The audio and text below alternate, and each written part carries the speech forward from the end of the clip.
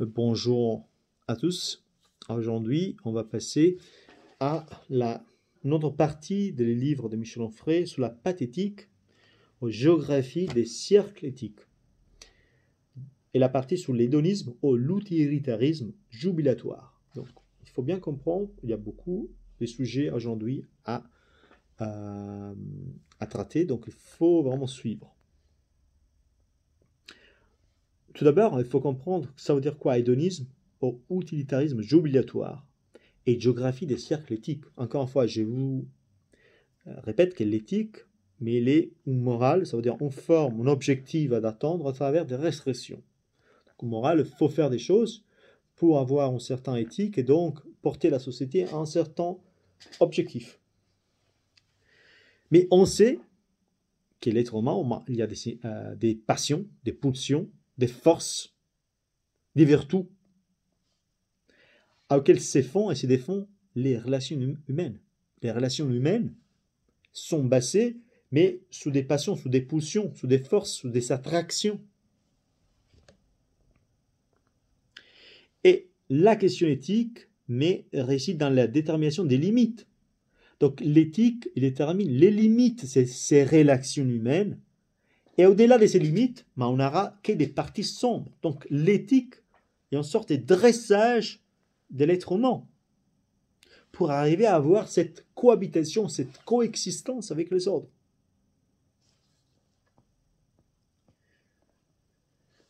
Et pour hédonisme, donc, est très clair. Tout est acceptable qui procure de la jouissance. Et tout est condamnable qui génère de la souffrance. Ça, c'est un principe fondamental de la morale hédonique, de l'hédonisme. Il n'y a aucun bien absolu, ni aucun mal absolu, mais des jugements relatifs.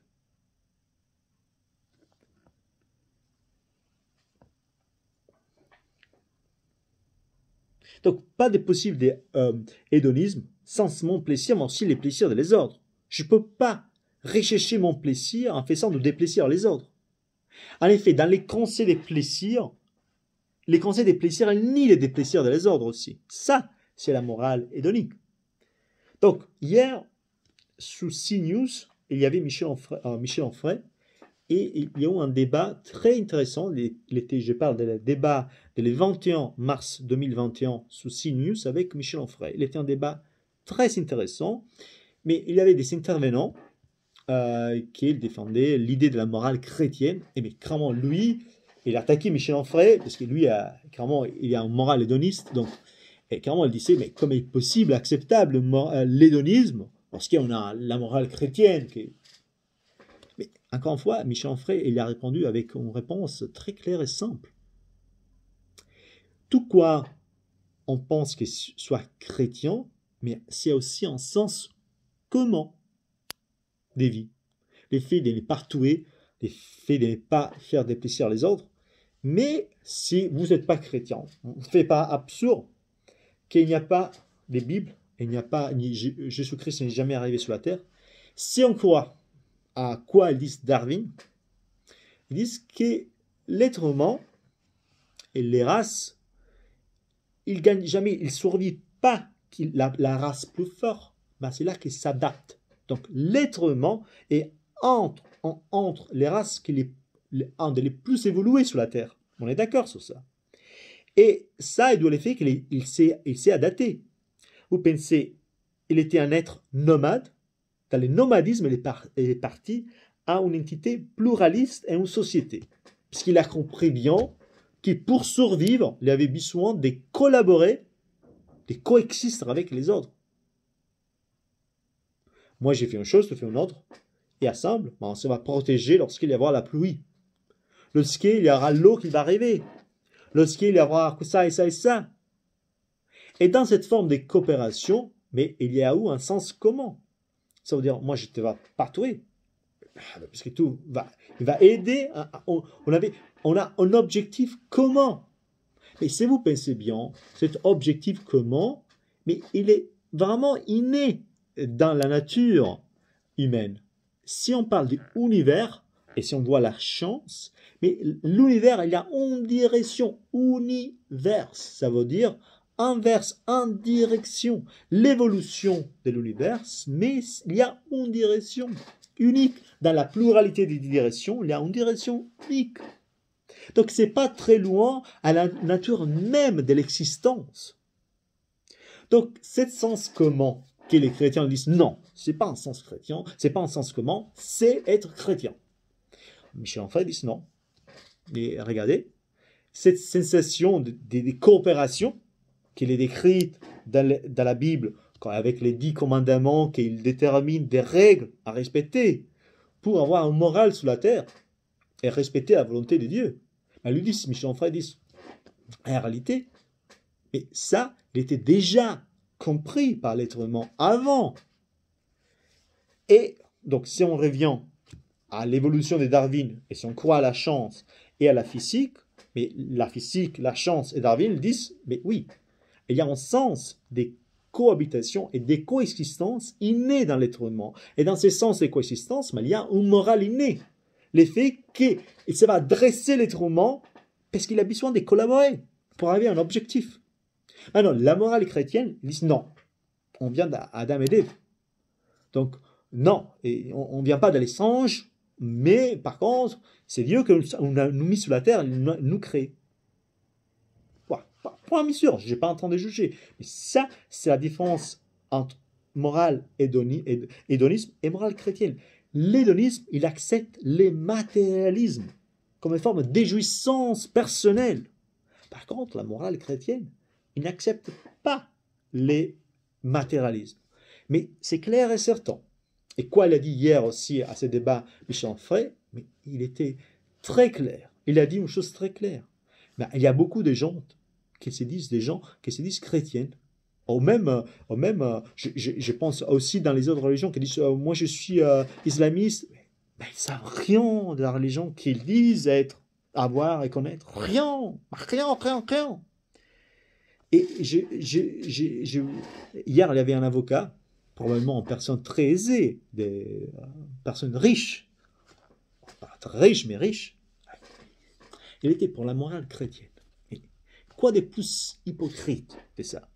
Mais regardez, moi je suis contre la morale chrétienne. Moi je suis complètement pour l'hédonisme. Je suis pour le matérialisme. Je suis pour l'ordre terrestre. Par contre, la morale chrétienne dit une chose claire, hein? Même Jésus-Christ a dit ça très clairement. Personne riche sur la terre ne pourra entrer dans les paradis. Point mis sûr. On ne peut pas parler sur ça. Toutes les personnes riches ici, mais elles vont à l'enfer. Point mis sûr.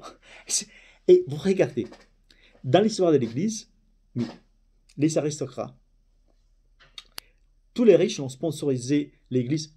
Mais c'est tout l'envers de quoi il est l'être chrétien. On n'est pas chrétien. Moi, je ne suis pas chrétien. Personne n'est chrétien. Personne. Tous on a une maison. Une double maison. Par contre, la morale chrétienne parle très clair. La vie sur la terre, il y a un passage, il y a une souffrance, c'est un passage pour évoluer à la dimension, qui est la dimension des paradis, où on est à côté de Dieu. Donc, on va souffrir sur la terre pour accéder à cette dimension. C'est ça la morale chrétienne. C'est ça qu'il écrit dans la Bible. Hein. Et j'ai dit, si je suis en train de dire des bêtises, écrivez sur YouTube. Non, ça c'est une bêtise. Si je dis une bêtise, dites-le. Mais c'est ça. Hein. Jésus, quand il est arrivé sur la terre, l'a dit très clairement, mais il est plus facile qu'un schéma. Il va passer par ces petits schémas qu'un riche va dans un paradis. Mais ça, c'est clair. Le matérialisme n'est pas accepté par l'Église catholique. Pas absolument. Ah oui, à un moment, la chapelle Sistine, c'est richesse des frescos. Mais les grands Michelangelo avec la Pietà. Mais encore une fois, le matérialisme spirituel de l'Église, il s'est servi pour souligner la pauvreté de l'être humain. Il a utilisé la magnificence d'éléments matériels, comme les frescos, comme les marbres, tout ça, pour dire non, il faut que vous soyez pauvres et vous souffriez. Parce qu'à travers la souffrance, vous allez aller en paradis. Et les jugements universels, c'est juste ça. Là, tout sera riche, Ici, tu vas être pauvre et souffrant. Je suis pas encore une fois, ça semble une chose hérétique. Mais c'est la réalité, hein. C'est ça. Vous n'avez pas compris. Mais moi, je regarde tous les gens qui vont à l'église avec les BMW, avec les Mercedes. Mais c'est la chose plus drôle que j'ai jamais vue dans ma vie. Moi, je ne vais pas. Parce qu'honnêtement, moi, je voudrais la Ferrari. Mais ça, s'il y a un Dieu, c'est plus acceptable, mon esprit, qu'un esprit de ces gens, de cet avocat à la télé. Il y aura peut-être 3 ou 4 maisons. Il prendra 5 000 euros par mois. Il est en train de défendre la morale chrétienne. Mais tu sais que la morale chrétienne n'est pas le clair. Tu ne peux pas être riche sur la terre. Il faut appliquer les marxismes, pas toute mesure. Et c'est quoi Michel Onfray dit? Les marxismes, il est une révisitation, en effet Marx il était juif, une révisitation de la Bible. Pas plus de ça. Je ne suis pas en train de juger, encore une fois. Je suis en train de vous dire la vérité des choses. Donc, soit vous soyez cohérent avec quoi vous êtes, soit vous dites je suis un clown, et donc je dis, et j'ai fait l'opposé de quoi je dis. C'est ça qu'il est représenté, cette personne à la télé. Moi, je respecte beaucoup plus Michel Onfray, avec qui je ne suis pas d'accord avec toutes les choses qu'il dit, mais les plus cohérents. Mais la morale, l'hédonisme, ils ne disent pas qu'on va tuer les autres. L'hédonisme, ils disent que l'acceptation des plaisirs pour moi, il nie les déplaisirs pour l'autre. Je ne peux pas faire du mal à l'autre, parce qu'en faisant du mal à l'autre, je nie la concession des plaisirs qu'il est dans moi. J'accepte beaucoup plus cette morale que la morale chrétienne. Moi, je pense qu'on est sur la terre, pas pour souffrir, mais pour jouir de notre qualité. Soit les qualités innées en nous, soit les qualités qu'on arrive à construire en nous. La motivation et la construction sont les mots fondamentaux pour avoir une morale sur la terre et avoir une coexistence. Si la vie, il devient une mère souffrance et un passage et une être martyr de tout ça pour arriver, surgir à les paradis, mais on n'aura que de la tuerie sous la terre. Il va nous porter à la tuerie totale, ça. La vie, par contre, doit être soit une vie spirituelle, mais aussi une vie matérielle. La matérialité, il y a une spiritualité. Il y a une valeur spirituelle, elle porte une valeur à nous. L'effet que notre travail terrestre soit récompensé. C'est une valeur qu'elle établie par la société. Et là, pour regarder, on a Hollywood, dans laquelle vous faites un film, vous prenez 2 millions, 3, 5, 10 millions d'euros. C'est les valeurs des marchés.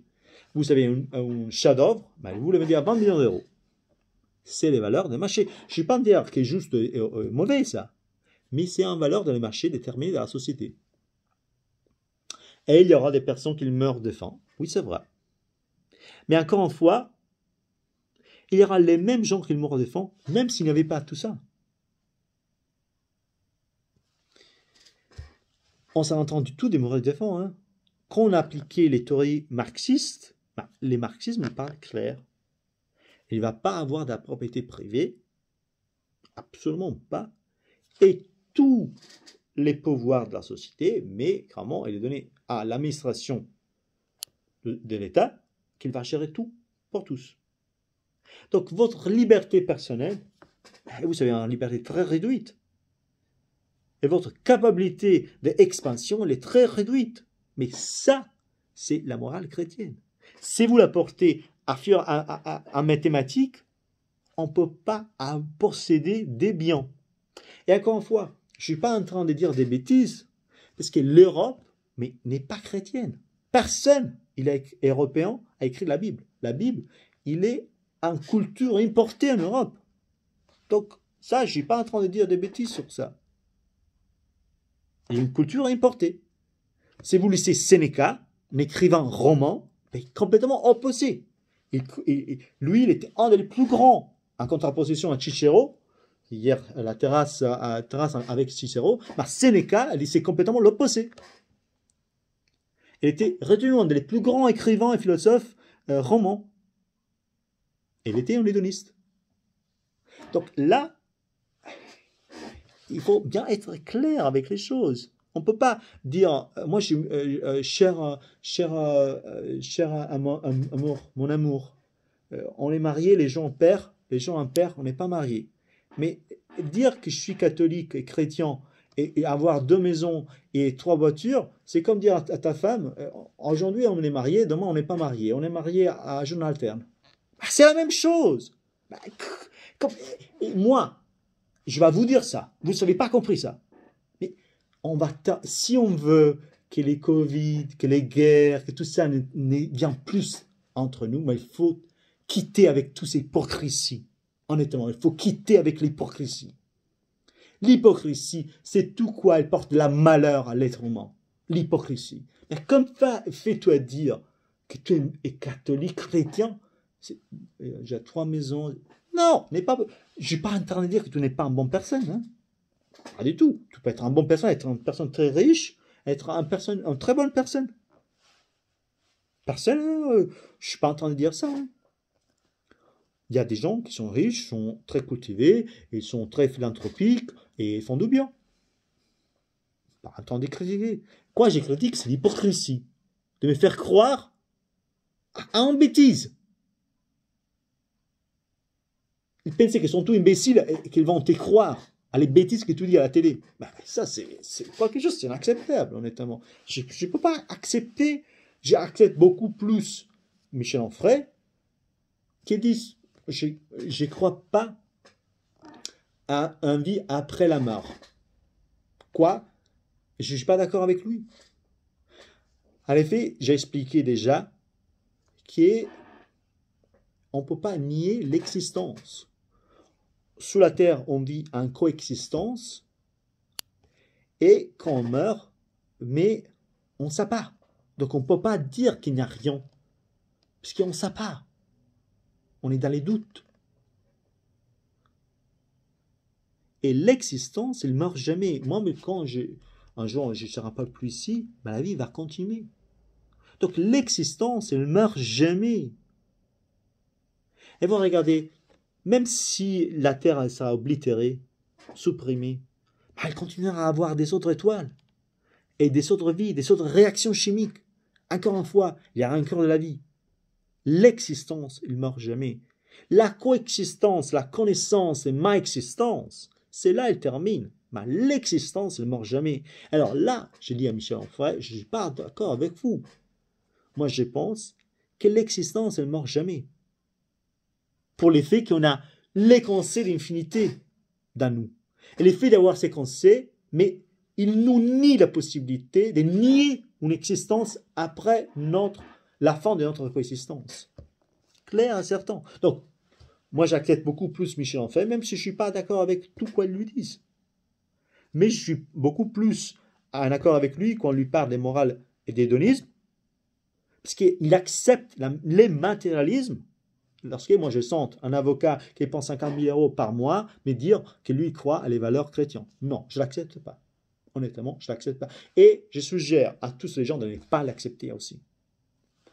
Donc, et c'est pas seulement, je suis aussi mon avocat, j'ai un juriste docteur et un master en Amérique, donc j'ai vraiment aussi 50 000 euros par mois, honnêtement.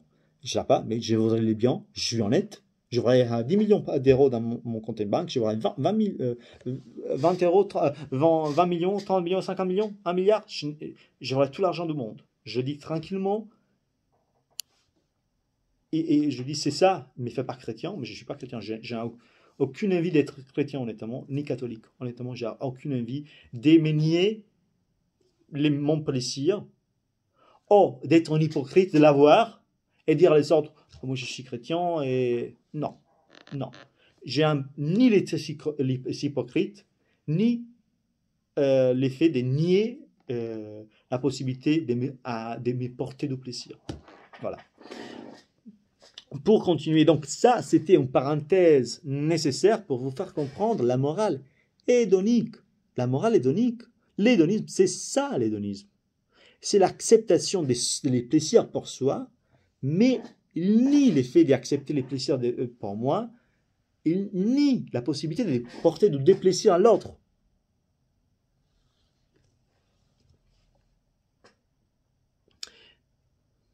Et donc, lorsqu'il y a un défaut de symétrie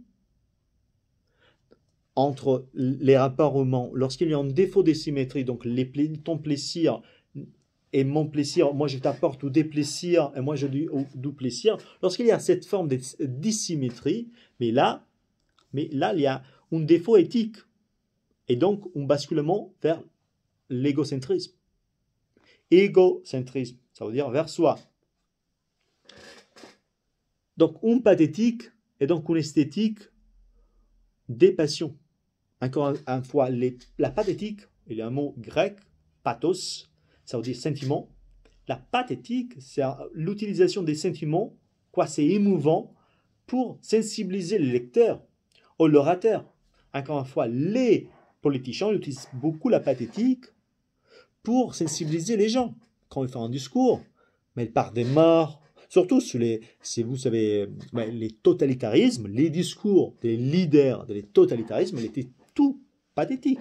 Mais ils parlaient de la mort pour la patrie, ils parlaient de la souffrance, ils parlaient aussi de la morale chrétienne, ils utilisaient tous les sentiments qui pouvaient émouvoir les peuples à faire quoi? Il était leur raison et leur plaisir. Encore une fois, quand Marx, Staline, il parlait la même chose. Pour la liberté du peuple. Moi, je vous demande de ne pas être libre. C'était ça. Mais utiliser un registre pathétique, donc des mots et des formes d'expression pour émouver qui écoutait ou qui lisait. Et les porter, les séduire vers ses raisons. Ça, c'est la pathétique. Donc, la pathétique, une esthétique des passions, ça veut dire, on forme des passions. Les passions, on forme. En effet, les pathos, c'est l'excès. Si vous regardez, dans les pathos, on trouve la vie et la mort. L'héros, l'héros, il est l'élément fondamental de la vie, mais aussi l'élément de la mort. Un héros, il va utiliser sa vie pour défendre la vie des autres et même mourir. Donc, dans lui, un héros, qui est dans la littérature plus classique, l'héros, il est un instrument pathétique. L'héros, c'est lui qui émouve les gens, les lecteurs, à suivre l'histoire. Achille. Et quoi d'autre on peut parler? Ulysse. Dans la littérature. Encore une fois, Victor Hugo utilise un registre pathétique dans ses poèmes pour défendre et sensibiliser le lecteur au travail des enfants. Donc, utilise des mots pour apporter tout ça, pour apporter ces sentiments, pour les sensibiliser les lecteurs et les rendre émus, les porter donc en réaction, avoir une réaction à ces sujets. Et donc, ça, c'est la pathétique. Et la pathétique est un instrument. Donc, il y a une esthétique et aussi une poétique des parts motives. Mais encore une fois, les pathos, il est comme un élastique. Il va dans tous les sens. Si vous tirez un élastique, mais il va aller de droite à gauche. Donc, de la vie à la mort. Il y a tout. Donc, il y a les parts motives, les parts sombres, et les parts des lumières, de la vie et de la mort. Quand on parle des passions, la passion, c'est ça. La passion, elle vous porte à l'excès, mais elle vous porte aussi à la mort. La morte.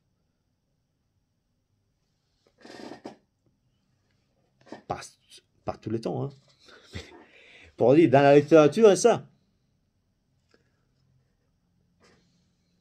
Et donc, Michel Onfray dit très clairement, la politesse est fondamentale pour vivre dans le moral, dans l'hédonisme.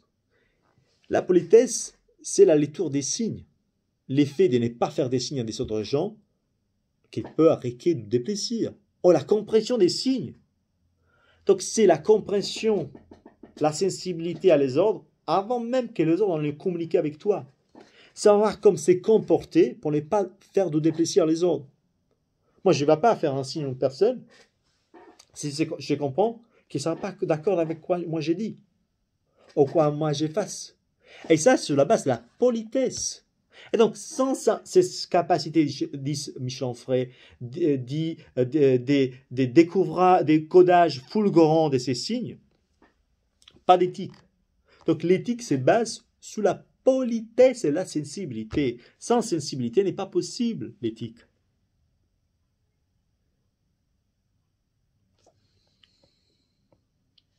Donc, l'hédonisme est moral nécessitant un calcul permanent visant à déterminer sans cesse les conditions des possibilités de maximum de plaisir pour soi et pour l'autrui.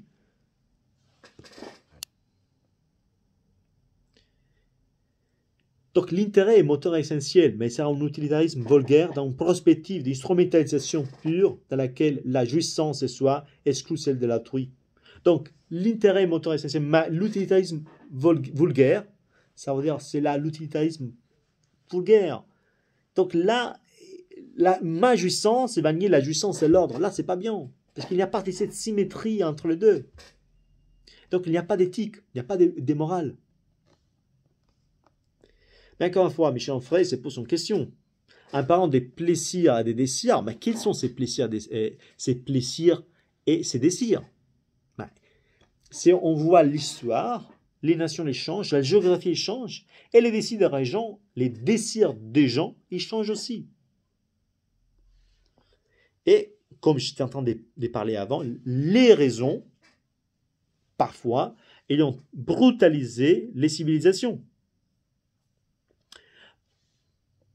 Et en effet, on a l'éloge de l'extinction, les triomphes de la mort. Lorsque les désirs s'émasquent, mais il va vers les raisons,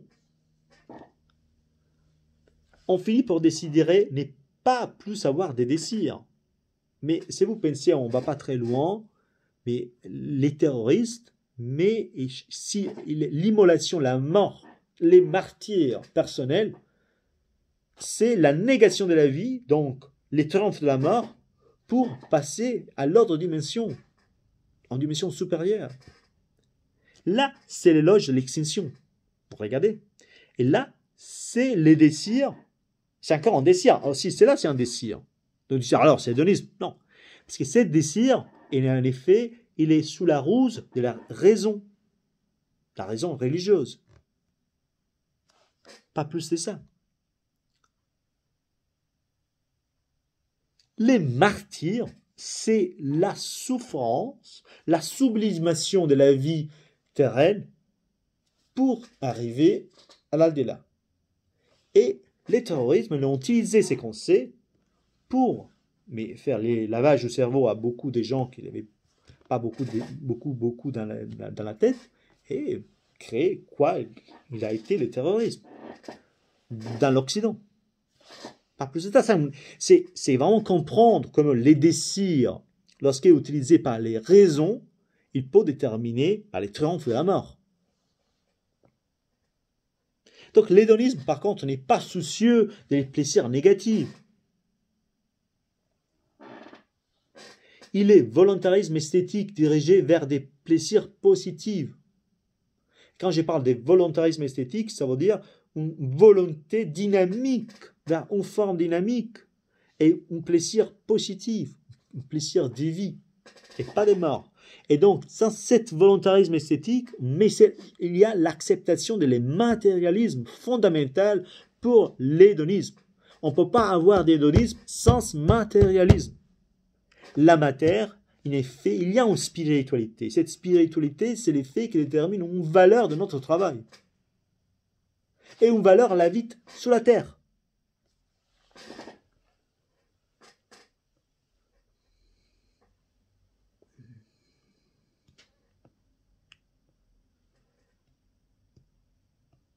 Mais encore une fois, parfois, on a des désirs un peu bizarres. Vous pensez à les masochistes.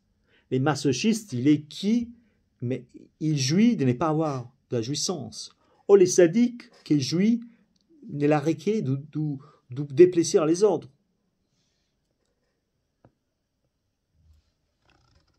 L'éthique hédoniste a tenté de circonscrire, cherche de circonscrire, de réduire ces parties motives Ça sont des parties motives. Les masochistes, les raisons, les raisons politiques, religieuses, sont les sadiques. Mais l'hédonisme, ils cherchent à combattre tout ça. Donc, pas de morale sans éducation. S'il n'y a pas d'éducation, une pathétique s'amorce sous un registre individuel. Donc, selon vous, c'est quoi un registre individuel? Mais les totalitarismes, c'est la pathétique d'une personne qui va se prolonger sur un terrain collectif. Sa haine, ses mots, Staline, Marx, tous les gens qui ont fait des totalitarismes, j'en parte à César, Napoléon, tous, c'était leur pensée prolonger la collectivité. Maintenant, César, on est trop loin, Napoléon aussi, mais c'était une forme de registre individuel. Une pathétique, ça morce sous les registres individuels. Rien de... Napoléon, je pense qu'il était une figure autant positive et négative dans l'histoire européenne. Donc, pas moi de juger Napoléon ni César, mais j'ai dit les choses comme elles sont. Je ne porte pas de jugement, absolument pas. Je ne juge pas l'histoire française, ni italienne, ni espagnole, ni anglaise. Je ne suis pas ici pour juger, mais je dis les choses qu'elles sont. C'est une pathétique, ça mort sous les registres individuels. Et voilà. Staline, il faisait quoi? Mais il portait son registre individuel et les prolongeait à un terrain collectif, émouvant pour tous, et donc là, créer les communismes. Voilà, c'est ça. Moi, je ne suis pas en train de juger. Ouais, je suis en train de dire les choses comme elles sont. D'ailleurs, il ne faut pas me suivre pour dire que je n'ai pas raison au tort. Il faut juste l'écrire sur YouTube. Votre commentaire, si vous pensez que j'ai tort, vous écrivez, mais Giovanni, mais ça et ça et ça, moi j'ai ça et ça qui vont... Il explique comme toi, pas raison sur ces sujets, et ta logique n'est pas bonne. Ok? Tu l'écris sur YouTube, sur un commentaire, et moi je te vais répondre. Mais je n'accepte pas, par contre, tous les gens qui vont faire un théâtre dans la rue sur ça. Je n'accepte pas. Il y a un lieu pour discuter, c'est YouTube. Si vous savez décider le contraire, et vous écoutez, écrivez sur YouTube. Point, bien sûr. Ça, c'est de la civilisation. J'espère que les gens qui m'écoutent ayant ces sentiments de civilisation.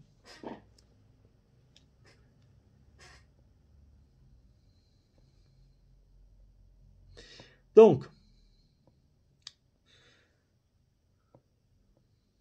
familiers des roues et raisons, ils font des victimes. Alors, les prêtres oublient, ok. Et comme j'ai parlé déjà jadis ça, donc la morale chrétienne l'utilise, l'héroïsme chrétien, mais les crucifiés, les malheureux, l'humiliés, l'offensé. Mais là, c'est une pathétique utilisée par la morale chrétienne pour créer une direction, une éthique. Pas plus de ça. Mais en effet, ça sont des parties motives, puisqu'ils déterminent la souffrance humaine. Pour déterminer une morale qui va, selon quelqu'un, nous porter en dimension milliard. Mais ça, c'est approuvé. Encore une fois, moi j'ai dit les choses comme elles sont. Je ne suis pas en train de porter mes opinions. Je ne suis pas en train de vous dire mes opinions sur le sujet. Quoi il est, Quoi il est, tel qu'il est. Et Michel Onfray, ils disent la mort propre est l'unique chose qui reste à l'être humain après les dressages éthiques. Donc, l'éthique, il dresse l'être humain, comme je disais au début, mais il reste quelque chose dans l'être humain, c'est la mort propre. La mort propre, il fait soit des dégâts, soit des choses magnifiques. Il a nous supporté la mort propre des génies, mais aussi des tyrannes. La mort propre. Donc, Michel Onfray dit, l'éthique il cherche à nous dresser pour nous donner une forme de coexistence dans laquelle on coexiste et on collabore. Donc, on accepte des règles pour vivre ensemble et se respecter. Mais en même temps, il y a des pulsions à l'intérieur de nous qui nous portent à avoir la mort propre, donc des formes plutôt égocentristes, donc qui va vers nous. Mais parfois, cette ces choses ne sont pas très méchantes. Puisque vous pensez, il y a eu des génies, mais sans une amour propre, sans une certaine identité, ou un cœur identité, ça ne sera pas été possible. Donc la personnalité est née dans une société, une coexistence, mais en effet, c'est une forme d'amour propre qu'on a. Et Michel Onfray dit, mais attention, ça, il peut porter les tyrannes comme des génies. Donc des gens qui peuvent nous aider et des gens qui peuvent nous faire du mal. Donc il n'est pas en effet tout à enlever de l'amour propre, mais il faut dresser l'amour propre pour avoir les parties positives, de l'amour propre. Bon, j'espère que cette discussion sur ces chapitres a été claire. La fois prochaine, je vais expliquer d'où sublime ou l'esthétique généralisée. J'espère que vous avez aimé. Et j'ai encore une fois, et cette petite chose, c'est intéressant, elle devient plus en plus intéressant. Cette petite chose que j'ai créée, on peut avoir des débats sur YouTube, laissez des commentaires. C'est tellement joli d'avoir cette chose que les YouTube, la possibilité de pouvoir communiquer, d'avoir un lieu, de créer un lieu dans lequel on peut communiquer. On peut se dire, tu n'as pas raison, je ne crois pas au ça, au ça, au ça. En respect des ordres. Moi, encore une fois, je respecte totalement les gens qui disent, je suis chrétien. Ok. Très bien, je crois. Ok. Quoi, j'ai dit, mais je n'accepte pas l'hypocrisie des gens. C'est tout. Mais encore une fois, tout, il est dit et fait en faisant plutôt poli. Donc, j'utilise cette channel, je n'utilise pas la rue, et je ne traque pas personne, mais c'est sous cette chaîne. Donc, vous pouvez répondre ici. Jamais me suivre ou me faire signe dans la rue pour faire les imbéciles dans la rue. C'est inacceptable selon une culture et selon une éducation occidentale. Donc, utilisez cette médium. On a YouTube, c'est tellement joli, écrivez sur YouTube. C'est d'accord? Vous dites, je ne dis pas d'accord, tu es tout mauvais, quoi, tu dis. Ok? Je te réponds, j'ai dit, ok, pourquoi? Là, on peut comprendre combien vous avez compris et combien moi j'ai compris. Mais c'est par contre, ces dialogues, s'éteignent pas, ne sortent pas, mais elles deviennent vulgarisées par la rue. Là, on perd un moment des croissances et des cultures. Donc ça, c'est le moment des cultures. C'est vous respectez ces moments des cultures, mais là, vous allez vous enrichir de quelque chose. Et moi aussi. C'est pas quand vous ne respectez pas ces moments des cultures, vous allez vous être plus pauvre. Voilà, c'est tout. Bonne journée à vous.